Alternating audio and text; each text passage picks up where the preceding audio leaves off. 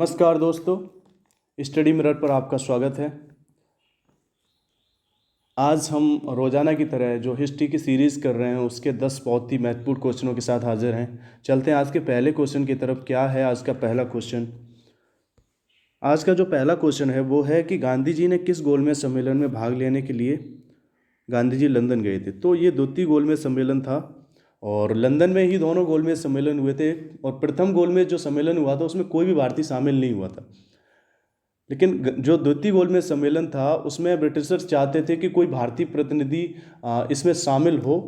लेकिन ये शामिल उसमें लक्ष्य रखे गए क्योंकि अंग्रेज़ों ने भारतीयों पर नमक उत्पादन को बेचने के लिए रोक लगा दी थी, जिसके बाद भारतीयों को अंग्रेज़ों से महंगे दामों में नमक खरीदना पड़ता था। और क्योंकि उन्होंने नमक पर भारी टैक्स लगा रखा था, जिसके बाद गांधी जी ने एक सत्याग्रह शुरू किया जिसको नमक सत्याग्रह नाम दिया गया। नमक सत्याग्रह ये गांधी जी ने शुरू किया क्योंकि अंग्रेज़ों ने भारतीयों पर नमक उत्पादन और बेचने पर भारी टैक्स लगा रखा था। और ये जो आंदोलन था, जो ये सत्याग्रह था, नमक सत्याग्रह, ये गांधी जी द्वारा शुरू किया गया सविनय अवज्ञा आंदोलन का पहला कदम था। मतलब सविनय अवज्ञा आंदोलन जो गांधी जी ने शुरू किया था उसका पहला कदम था नमक सत्याग्रह। और इसी के कारण जो उस वक्त के वायसराय थे लॉर्ड इरविन और गांधी जी के बीच में एक समझौता होता है जिसको गांधी इरविन समझौता कहा गया। गांधी इरविन समझौता कहा गया और ये समझौता हुआ था 5 मार्च 1931 को। और इसी समझौते के तहत गांधी जी द्वितीय गोलमेज सम्मेलन में शामिल होने के लिए लंदन गए थे। साथ ही सविनय अवज्ञा आंदोलन की बात करें तो ये गांधी जी ने शुरू किया था और इसका जो पहला कदम जो हम आपको बता रहे हैं नमक सत्याग्रह, और यहीं से इस आंदोलन की शुरुआत भी हुई। नमक सत्याग्रह जो कि नमक पर भारी टैक्स के कारण शुरू किया गांधी जी ने। और ये सत्याग्रह 78 लोगों इस सत्याग्रह में, इस आंदोलन में गांधी जी के साथ 78 लोग शामिल थे, जो कि गांधी जी का जो आश्रम था साबरमती आश्रम जो कि अहमदाबाद में है, यहाँ से दांडी यात्रा पर निकल पड़ी। दांडी जो कि गुजरात में ही एक जगह है, यहाँ तक पैदल यात्रा पर निकल पड़े। और इसमें गांधी जी के साथ 78 लोग थे और इस यात्रा को दांडी यात्रा कहा गया। गांधी इरविन समझौते की बात करें तो इसके जो लक्ष्य निर्धारित किए गए, क्योंकि हम बात कर रहे हैं द्वितीय गोलमेज सम्मेलन की और ये गांधी इरविन समझौते के साथ ही गांधी जी इस आंदोलन में शामिल हुए थे। और इसमें जो लक्ष्य निर्धारित किए गए थे कि जो गांधी जी द्वारा जो लक्ष्य निर्धारित किए गए थे उसमें ये था कि हिंसा के आरोपियों को छोड़कर अन्य बंदियों को, जो भी अन्य राजनीतिक बंदी हैं, उनको तुरंत रिहा कर दिया जाए। ये लक्ष्य निर्धारित थे, मतलब गांधी जी की तरफ से, कि नमक बनाने का अधिकार फिर से भारतीयों को मिले। और शराब, जो भारतीय शराब एवं विदेशी कपड़ों की दुकानों के सामने, जो भारतीय हैं वो शराब और विदेशी कपड़ों की जो दुकानें उनके सामने धरना दे सकते हैं। साथ ही एक और लक्ष्य निर्धारित किया गया भारतीयों द्वारा, इसमें आंदोलन के दौरान त्यागपत्र देने वाले लोगों को तुरंत उनके पद पर बहाल किया जाए। जो जहाँ पर सर्विस कर रहा था वहाँ पर यह लक्ष्य निर्धारित किया गया कि जो भी आंदोलन के दौरान, मतलब अपने सर्विस छोड़कर आंदोलन में शामिल हुए, उनको तत्काल बहाल किया जाए, पुनः बहाल किया जाए। इस लक्ष्य में इसको भी शामिल किया गया था। साथ ही जिसकी भी आंदोलन के दौरान, जो भी आंदोलन में शामिल हुआ, जिसकी भी संपत्ति जब्त की गई है ब्रिटिश द्वारा, वो संपत्ति तुरंत वापस की जाए। मतलब वो जो भी संपत्ति थी उसको ब्रिटिशर्स भारतीयों को वापस कर दें। जिसकी भी जो संपत्ति थी आंदोलन के दौरान, जो भी शामिल हुए थे, जिनकी भी संपत्ति ब्रिटिशर्स ने जब्त की थी, उनको तत्काल वापस कर दी जाए। साथ ही कांग्रेस की ओर से जो शर्तें स्वीकार की गई थी, ब्रिटिशर्स की जो शर्तें थी वो गांधी जी ने जो स्वीकार की गई, तो उसमें ये था कि गांधी जी तुरंत जो सविनय अवज्ञा आंदोलन है उसको तुरंत स्थगित कर देंगे। ये ब्रिटिशर्स ने शर्त रखी। और जो भारतीयों की शर्तें थी वो हमने आपको बता दी। साथ ही ब्रिटिशर्स की शर्त बात करें तो उसमें गांधी जी ने ये शर्तें स्वीकार की कांग्रेस की तरफ से। लेकिन उसमें ब्रिटिशर्स की जो शर्तें थी वो क्या थी कि जो सविनय अवज्ञा आंदोलन है जो गांधी जी ने शुरू किया था वो तुरंत स्थगित कर दिया जाए। साथ ही कांग्रेस द्वितीय गोलमेज सम्मेलन में हिस्सा ले। और ब्रिटिशर्स चाहते थे कि कांग्रेस द्वितीय गोलमेज सम्मेलन में हिस्सा ले, क्योंकि प्रथम गोलमेज सम्मेलन में कोई भी भारतीय शामिल नहीं हुआ था। इसके कारण ब्रिटिशर्स चाहते थे कि इसमें भारतीयों की भागीदारी हो और वो द्वितीय गोलमेज सम्मेलन में हिस्सा लें। और इसी सम्मेलन में गांधी जी हिस्सा लेने के लिए लंदन गए थे। साथ ही ब्रिटिश सामान का बहिष्कार, मतलब जो कांग्रेस है वो ब्रिटिश का जो भी सामान है उसका बहिष्कार नहीं करेगी। साथ ही पुलिस की ज्यादतियों की जांच की मांग गांधी जी छोड़ देंगे। ये ब्रिटिशर्स ने कहा कि पुलिस की जितनी भी ज्यादतियाँ हुई उसकी जो जांच की मांग थी वो गांधी जी छोड़ देंगे। ये शर्तें कांग्रेस की तरफ से गांधी जी ने स्वीकार की थी, क्योंकि ब्रिटिशर्स ने ये शर्तें रखी थी। और साथ ही भारतीयों ने जो लक्ष्य निर्धारित किए थे, जो कांग्रेस ने जो लक्ष्य निर्धारित किए थे गांधी जी की तरफ से, वो लक्ष्य भी हमने आपको बताया। साथ ही जो क्वेश्चन में पूछा गया है कि गांधी जी किस गोलमेज सम्मेलन में भाग लेने के लिए लंदन गए थे, तो हमने आपको बता दिया ये द्वितीय गोलमेज सम्मेलन था। और ये गांधी इरविन समझौते के बाद इस पर मतलब ये प्रस्ताव रखा ब्रिटिशर्स ने कि कांग्रेस की तरफ से कोई भी मतलब द्वितीय गोलमेज सम्मेलन में हिस्सा ले, क्योंकि किसी भी भारतीय ने प्रथम गोलमेज सम्मेलन में हिस्सा नहीं लिया था। तो ये क्वेश्चन हमने काफ़ी डीप में एनालिसिस कर दिया। चलते हैं अगले क्वेश्चन की तरफ। अगला क्वेश्चन क्या है कि पूछा गया भारतीय स्वतंत्र भारत का मतलब कौन सा स्वतंत्र भारत का पहला गवर्नर जनरल बना। तो सी राजगोपालाचारी थे जो स्वतंत्र भारत के पहले गवर्नर जनरल बने। और साथ ही बात करें, ये स्वतंत्र भारत के पहले और आखिरी गवर्नर जनरल भी थे। आज़ादी के बाद ये पहले भारतीय और आखिरी गवर्नर जनरल भी थे। ठीक है, सी राजगोपालाचारी आपको याद रखना है। अगला क्वेश्चन है कि जनरल डायर की हत्या किसने की थी। तो जनरल डायर आपने ये नाम सुना रखा होगा, क्योंकि ये जो अधिकारी था जनरल डायर, इसने जलियांवाला बाग हत्याकांड में नियति भीड़ पर और जो शांति से प्रदर्शन कर रहे थे अमृतसर में जलियांवाला बाग, जहाँ पर एक धरना प्रदर्शन हो रहा था। बैसाखी का दिन था 13 अप्रैल 1919। सिखों का बहुत ही खास त्यौहार है बैसाखी। इसी दिन एक सभा हो रही थी और जलियांवाला बाग में ये सभा हो रही थी। उसमें ये शांत स्वभाव से सभा कर रहे थे, लेकिन और किसी भी बिना हथियार और शांति से वो धरना कर रहे थे। कुछ नेताओं के भाषण होने वाले थे, लेकिन उसी टाइम उस वक्त जो वहाँ का अधिकारी था जनरल डायर, इसने नियति भीड़ पर गोलियां चलवा दी, जिसमें हज़ारों लोग मारे गए। और इसके 21 साल बाद ये जो 13 अप्रैल 1919 को जलियांवाला बाग हत्याकांड हुआ, जो जनरल डायर के इशारों पर गोलियां चलवाई गई थी, इसके 21 साल बाद उधम सिंह ने, क्योंकि उधम सिंह ने इसको बहुत दिल पर ले लिया था, और उधम सिंह ने इसका बदला लेने के लिए उस ब्रिटिश अधिकारी को जनरल डायर को लंदन में जाकर ही उसकी हत्या कर दी 13 मार्च 1940 को, यानी 21 साल बाद। लगभग 13 अप्रैल 1919 को जलियांवाला बाग हत्याकांड हुआ। उसके 21 साल बाद उधम सिंह ने इंग्लैंड में ही जाकर, लंदन में ही जाकर जनरल डायर की हत्या कर दी। तो क्रांतिकारियों की लिस्ट में उधम सिंह का नाम है। तो आपको याद रखना है, जनरल डायर की हत्या पूछा गया है क्वेश्चन में, तो उधम सिंह ने की थी, क्योंकि जलियांवाला बाग हत्याकांड में जनरल डायर का नाम मतलब इसी के इशारे पर जलियांवाला बाग हत्याकांड हुआ था, क्योंकि वहाँ पर जितने भी लोग शांतिप्रिय धरना दे रहे थे, किसी के पास कोई हथियार नहीं था, बस कुछ नेताओं के भाषण होने वाले थे। उसके बाद जनरल डायर ने इशारा दिया अपनी मतलब जो सेना थी उसको कि वो भीड़ पर गोलियां चला दे। और वो दिन था 13 अप्रैल 1919, बैसाखी का दिन था, त्यौहार था सिखों का। उस दिन ये हत्याकांड हुआ जनरल डायर के इशारे पर। और उसके 21 साल बाद यानी 13 मार्च 1940 को उधम सिंह ने इसका बदला लिया जनरल डायर की हत्या करके, और लंदन में जाकर जनरल डायर को मौत के घाट उतार दिया। चलते हैं अगले क्वेश्चन की तरफ। क्वेश्चन क्या है कि भारतीय राष्ट्रीय कांग्रेस के सबसे अधिक समय तक अध्यक्ष कौन रहे। तो अबुल कलाम आज़ाद, जो कि भारतीय राष्ट्रीय कांग्रेस के सबसे अधिक समय के अध्यक्ष रहे। साथ ही कांग्रेस की बात करें तो कांग्रेस का पहला अध्यक्ष आपसे पूछा जाता है, तो आपको याद रखना है व्योमेश चंद्र बनर्जी। व्योमेश चंद्र बनर्जी कांग्रेस के पहले अध्यक्ष थे। और साथ ही कांग्रेस की पहली महिला अध्यक्ष कौन थी, ये भी आपसे सवाल पूछा जा सकता है। तो एनी बेसेंट आपको याद रखना है, ये पहली महिला अध्यक्ष थी। साथ ही एक क्वेश्चन ये भी बनता है कि कांग्रेस की पहली भारतीय महिला अध्यक्ष कौन थी। तो कांग्रेस की पहली भारतीय महिला अध्यक्ष थी सरोजिनी नायडू आपको याद रखना है। अगर सवाल पूछा जाता है कि कांग्रेस की पहली भारतीय महिला अध्यक्ष सरोजिनी नायडू। साथ ही अगर ये पूछा जाए कि कांग्रेस की पहली महिला अध्यक्ष, तो एनी बेसेंट आपको याद रखना है।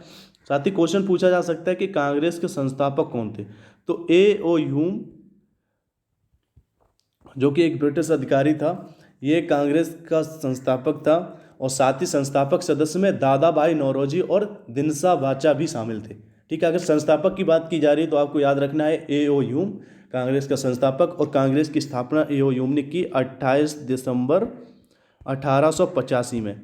साथ ही ए.ओ. ह्यूम की बात करें तो ए.ओ. ह्यूम 1857 की क्रांति के दौरान इटावा का डीएम था, और ये थियोसोफिकल सोसाइटी का एक सदस्य था। और जो थियोसोफिकल सोसाइटी थी उसकी स्थापना एनी बेसेंट ने की थी, और ये पहली, एनी बेसेंट की बात कर रहे हैं, ये पहली कांग्रेस महिला अध्यक्ष बनी। साथ ही ए.ओ. ह्यूम जिसने कांग्रेस की स्थापना की, ये 1857 की क्रांति के दौरान एक ब्रिटिश अधिकारी था, और उस वक्त ये इटावा का कलेक्टर था। तो आपको याद रखना है, कांग्रेस की स्थापना आपसे पूछी जा सकती है, कांग्रेस का संस्थापक, साथ ही कांग्रेस का पहला अध्यक्ष आपसे पूछा जा सकता है, कांग्रेस की पहली महिला अध्यक्ष, साथ ही कांग्रेस की पहली भारतीय महिला अध्यक्ष। कई क्वेश्चन बन सकते हैं कांग्रेस से संबंधित। तो आपको याद रखना है, अभी जो क्वेश्चन पूछा गया है कि भारतीय राष्ट्रीय कांग्रेस के सबसे अधिक समय तक अध्यक्ष कौन रहे, तो अबुल कलाम आज़ाद आपको याद रखना है, ये कांग्रेस के सबसे अधिक समय तक अध्यक्ष रहे। अगला क्वेश्चन क्या कह रहा है, अगला क्वेश्चन पूछा गया है कि महात्मा गांधी की हत्या कब हुई थी। हमारे राष्ट्रपिता महात्मा गांधी की हत्या हुई 30 जनवरी 1948 को, और नई दिल्ली में जो एक बिड़ला हाउस है, नई दिल्ली में बिड़ला भवन में गांधी जी शाम के टाइम करीब 5 बजे का समय था, और उस वक्त शायद पूजा करने जा रहे थे महात्मा गांधी जी। 30 जनवरी 1948 का दिन था, और जगह थी बिड़ला भवन, और उसी में नाथूराम गोडसे ने बेरेटा पिस्तौल से 3 गोलियां दाग दी। तो हत्याकांड में महात्मा गांधी की हत्या में नाथूराम गोडसे का नाम शामिल है, साथ ही 8 और नाम जिनके मतलब जिनका नाम आया था। तो उनमें जो मुख्य अपराधी था वो नाथूराम गोडसे था, जिसने बेरेटा पिस्तौल से 3 गोलियां गांधी जी को दाग दी, और गांधी जी की हत्या हुई 30 जनवरी 1948 को, जो क्वेश्चन में पूछा गया है। अगला क्वेश्चन क्या है, अगला क्वेश्चन जलियांवाला बाग से संबंधित ही है। अभी हमने डिस्कस किया इसमें, क्योंकि जनरल डायर से संबंधित क्वेश्चन था, उसमें हमने आपको बताया था कि इसमें ये पूछा गया कि जलियांवाला बाग हत्याकांड कहाँ पर हुआ था। तो जलियांवाला बाग अमृतसर में हमने आपको बताया, और ये हत्याकांड हुआ था 13 अप्रैल 1919, और दिन था बैसाखी, जो कि सिखों का एक त्यौहार है। उस वक्त जो जलियांवाला बाग हत्याकांड जनरल डायर के इशारों पर किया गया था, और ये जलियांवाला बाग में कुछ लोग शामिल थे और धरना प्रदर्शन दे रहे थे शांतिप्रिय तरीके से, किसी के पास कोई हथियार नहीं था, और उसमें जनरल डायर ने इशारा किया और वहाँ पर नियति भीड़ पर गोलियां चलवा दी, जिसके बाद हज़ारों की संख्या में लोग मारे गए, और ये 13 अप्रैल 1919 को हत्याकांड हुआ था अमृतसर में, आपको याद रखना है।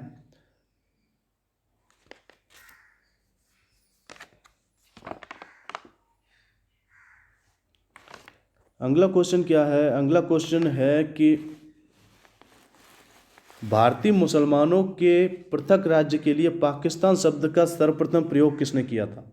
सवाल यह है कि पाकिस्तान शब्द का प्रयोग सर्वप्रथम किसने किया था। तो पाकिस्तान शब्द था वो मुस्लिमों के लिए एक पृथक शब्द था, मुस्लिम राष्ट्र का एक शब्द था, जो 28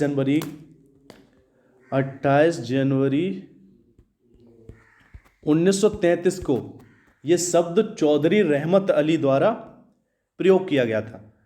पाकिस्तान शब्द जो कि अब राष्ट्र है एक पाकिस्तान, और जो 28 जनवरी 1933 को सर्वप्रथम पाकिस्तान शब्द का जो नाम सामने आया, ये चौधरी रहमत अली द्वारा दिया गया था 28 जनवरी 1933 को, आपको याद रखना है। अगला प्रश्न फिर से आ गया है कांग्रेस से संबंधित, और इसमें ये क्वेश्चन पूछा गया है कि गांधी जी भारतीय राष्ट्रीय कांग्रेस के कितनी बार अध्यक्ष चुने गए। लेकिन गांधी जी भारतीय राष्ट्रीय कांग्रेस के जब अध्यक्ष चुने गए, तब ये जो पार्टी थी ये गैर राजनीतिक पार्टी थी, ये आपको याद रखना है।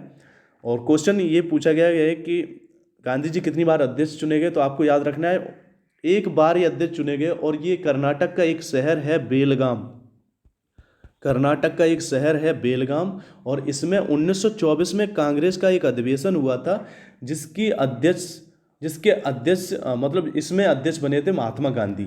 महात्मा गांधी को जो कर्नाटक का बेलगाम का जो अधिवेशन था 1924 में, इसमें उन्हें कांग्रेस का अध्यक्ष चुना गया था। साथ ही बेलगाम की बात करें तो बेलगाम एक ऐतिहासिक दृष्टि से काफ़ी महत्वपूर्ण है, क्योंकि 1892 में स्वामी विवेकानंद जी पूरे 9 दिन यहाँ पर रहे थे। बेलगाम की बात कर रहे हैं हम।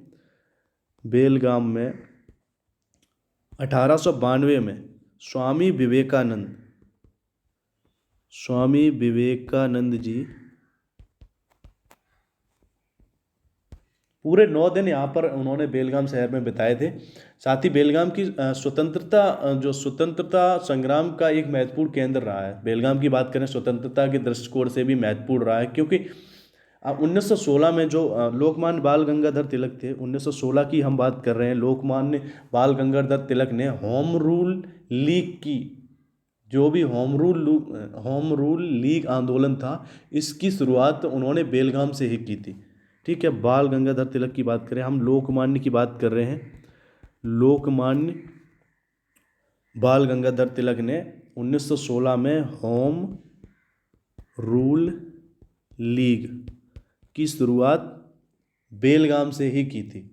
ठीक है, होम रूल लीग आंदोलन की शुरुआत कहाँ से हुई? बेलगाम से हुई। कर्नाटक का एक शहर है, आपको याद रखना है। साथ ही क्वेश्चन जो पूछा गया था उसकी तरफ फिर से चलते हैं कि गांधी जी भारतीय राष्ट्रीय कांग्रेस के अध्यक्ष कितनी बार बने। तो ये क्वेश्चन आपको याद रखना है, सॉरी इसका आंसर आपको याद रखना है। एक बार गांधी जी, वो भी बेलगाम का 1924 का जो अधिवेशन था उसमें ये अध्यक्ष बने थे। अगला प्रश्न जो पूछा गया है कि फीनिक्स फार्म की स्थापना किसने की थी? तो इसकी स्थापना महात्मा गांधी जी ने की थी 1904 में। दक्षिण अफ्रीका में इसकी स्थापना की थी महात्मा गांधी जी ने। ये भी पूछा जा सकता है कि फीनिक्स फार्म की स्थापना कहाँ की गई थी? तो दक्षिण अफ्रीका आपको याद रखना है। दक्षिण अफ्रीका में 1904 में फीनिक्स फार्म की स्थापना की महात्मा गांधी जी ने। आपको याद रखना है, इस क्वेश्चन में कुछ ज़्यादा बताने को नहीं है। चलते हैं अगले प्रश्न की तरफ, और शायद ये आज का आखिरी क्वेश्चन होगा।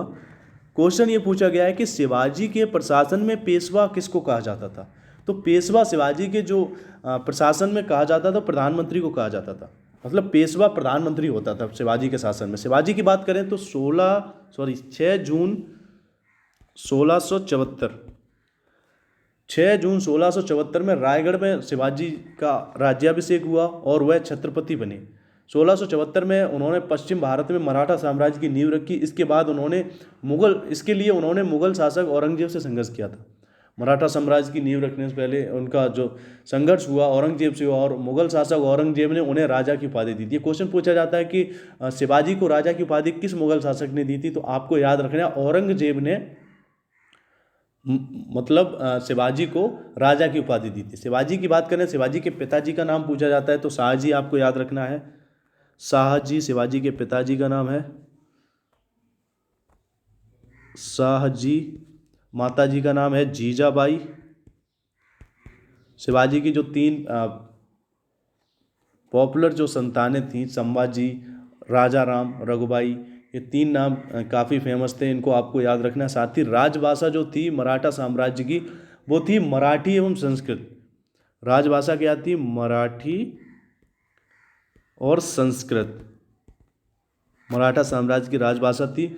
और साथ ही शिवाजी की राजधानी की बात करें तो रायगढ़ शिवाजी की राजधानी थी। रायगढ़ शिवाजी की राजधानी थी। ठीक है, क्वेश्चन ये था कि पेशवा शिवाजी के प्रशासन में किसको कहा जाता? तो शिवाजी की 8 मंत्रियों की परिषद थी और इसको अष्ट प्रधान मंडल कहा जाता था। शिवाजी की जो 8 मंत्रियों की परिषद थी, 8 मंत्रियों की जो परिषद थी उसे अष्ट प्रधान मंडल कहा जाता था। ठीक है, शिवाजी की जो 8 मंत्रियों की परिषद थी उसको अष्ट प्रधान मंडल कहा जाता था, जिसमें पेशवा, अमाल्य, मंत्री, सचिव, सुमंत, सेनापति, पंडितराव, न्यायाधीश, ये पोस्टें थी। ये मतलब पद थे मंत्रियों की, आपको याद रखना है। इसमें जो पेशवा का जो पद था वो प्रधानमंत्री को कहा जाता था। पेशवा प्रधानमंत्री को कहा जाता था, आपको याद रखना है। जो 8 मंत्रियों की परिषद थी जिसमें पेशवा, अमाल्य, मंत्री, सचिव, सुमंत, सेनापति, पंडितराव, न्यायाधीश, जिनको कि अष्ट प्रधान मंडल कहा जाता था। साथ ही जो क्वेश्चन पूछा गया है कि शिवाजी के प्रशासन में पेशवा कहा जाता था, प्रधानमंत्री को आपको याद रखना है, प्रधानमंत्री को शिवाजी के प्रशासन में पेशवा कहा जाता था। तो दोस्तों ये आज का आखिरी क्वेश्चन था। 10 को महत्वपूर्ण क्वेश्चन हमने काफ़ी अच्छे से कवर किए, उम्मीद करता हूँ अच्छे लगे होंगे। अगर आपको ये वीडियो अच्छा लगा तो ज़रूर लाइक कीजिए और अपने ज़्यादा से ज़्यादा दोस्तों को हमारे चैनल से जोड़िए। और इसी तरह के वीडियो पाने के लिए आप जितने भी दोस्त आपके जो स्टडी कर रहे हैं, किसी भी वनडे एग्ज़ाम के लिए प्रिपरेशन कर रहे हैं, किसी भी कम्पिटिटिव एग्ज़ाम के लिए प्रिपरेशन कर रहे हैं, उसे हमारे चैनल से जोड़िए ताकि उसको भी इन वीडियो का लाभ मिल सके। मिलते हैं अगले वीडियो में, तब तक के लिए नमस्कार। Thank you so much.